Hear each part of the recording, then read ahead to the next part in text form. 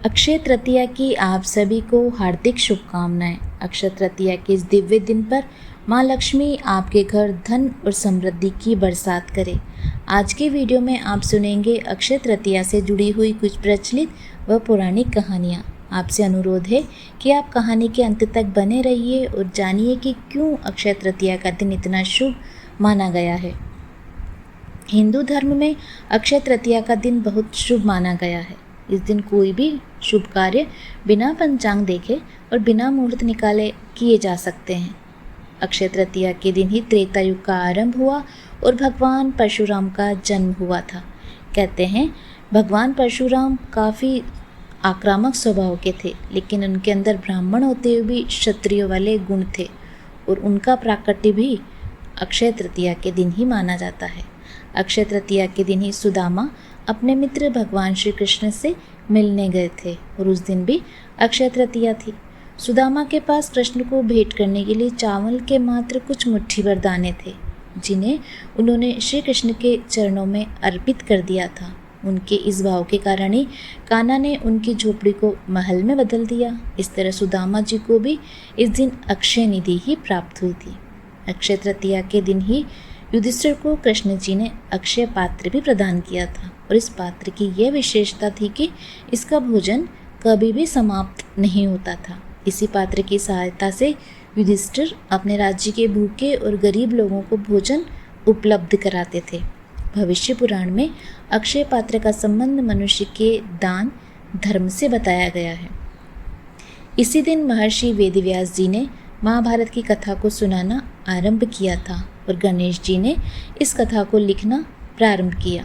इसी वजह से कहा जाता है कि महाभारत का युद्ध भी अक्षय है, जिसके कुछ उदाहरण आज भी कहीं कहीं देखने को मिल जाते हैं। भविष्य पुराण में बताया गया है कि अक्षय तृतीया को युगादि तिथि कहा जाता है।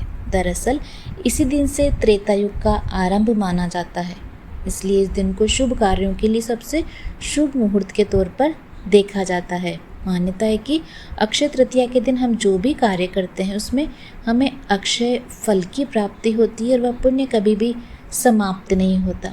द्रौपदी की चीरहरण की घटना का सर्वाधिक चर्चित माना जाता है।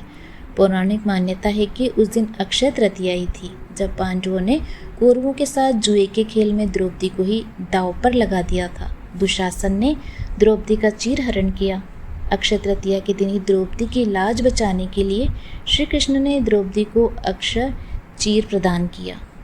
अक्षय तृतीया के दिन ही गंगा का धरती पर अवतरण भी हुआ था। तेज बहाव के साथ स्वर्ग से निकली गंगा नदी को शिव जी ने अपनी जटाओं में धारण कर लिया था। फिर भागीरथ के प्रयासों से देवी गंगा धरती पर अवतरित हुई थी। एक और कहानी के अनुसार प्राचीन काल में एक धर्मदास नामक वेश्य था। धर्मदास अपने परिवार के साथ एक छोटे से गांव में रहता था और वह बहुत ही गरीब था। वह हमेशा अपने परिवार के भरण पोषण के लिए चिंतित रहता था। उसके परिवार में कई सदस्य थे।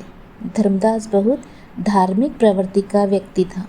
उसका सदाचार तथा देव एवं ब्राह्मणों के प्रति उसकी श्रद्धा अत्यधिक प्रसिद्ध थी। अक्षय तृतीया व्रत के महात्म्य को सुनने के पश्चात उसने अक्षय तृतीया पर्व के आने पर सुबह जल्दी उठकर गंगा में स्नान करके विधि पूर्वक देवी देवताओं की पूजा की। व्रत के दिन सामर्थ्य के अनुसार जल से भरे घड़े, पंखे, जौ, सत्तू, चावल, नमक, गेहूँ, गुड़, घी, दही, सोना तथा वस्त्र आदि वस्तुएं भगवान के चरणों में रखकर ब्राह्मणों को अर्पित कर दी। ये सब दान देखकर धर्मदास के परिवार वाले तथा उनकी पत्नी ने उसे रोकने की कोशिश की और उन्होंने कहा कि अगर धर्मदास इतना सब कुछ दान में दे देगा तो उसके परिवार का पालन पोषण कैसे होगा। फिर भी धर्मदास अपने दान और पुण्य कर्म से विचलित नहीं हुआ और उसने ब्राह्मणों को कई प्रकार का दान दिया। उसके जीवन में जब भी अक्षय तृतीया का पावन पर्व आया, प्रत्येक बार धर्मदास ने इस विधि से ही पूजा एवं दान आदि कर्म किया। अनेक रोगों से ग्रस्त तथा वृद्ध होने के उपरांत भी उसने उपवास करके धर्म कर्म और दान पुण्य किया। यही वेश्य दूसरे अगले जन्म में कुशावती का राजा हुआ। मान्यता है कि अक्षय तृतीया के इस दिन किए गए दान पुण्य व पूजन के कारण वह अगले जन्म में बहुत धनी एवं प्रतापी राजा बना। वह इतना धनी और प्रतापी राजा था कि त्रिदेव तक उसके दरबार में अक्षय तृतीया के दिन ब्राह्मण का वेश धारण करके उसके महायज्ञ में शामिल होते थे। अपनी श्रद्धा और भक्ति का उसे कभी भी घमंड नहीं हुआ। वह प्रतापी राजा महान एवं वैभवशाली होने के बावजूद भी धर्म मार्ग से कभी विचलित नहीं हुआ। माना जाता है कि यही राजा आगे के जन्म में भारत के प्रसिद्ध सम्राट चंद्रगुप्त के रूप में पैदा हुआ। जैसे भगवान ने धर्मदास पर अपनी कृपा की, वैसे ही जो भी व्यक्ति इस अक्षय तृतीया की कथा का महत्व सुनता और विधि विधान से पूजा एवं दान आदि करता है, उसे अक्षय पुण्य एवं यश की प्राप्ति होती है। उम्मीद है आपको ये सभी कहानियाँ पसंद आई होगी।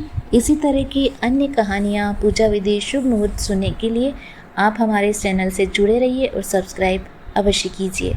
माता लक्ष्मी आप सभी के घर के भंडार भरे, इसी कामना के साथ आप सभी का बहुत बहुत धन्यवाद।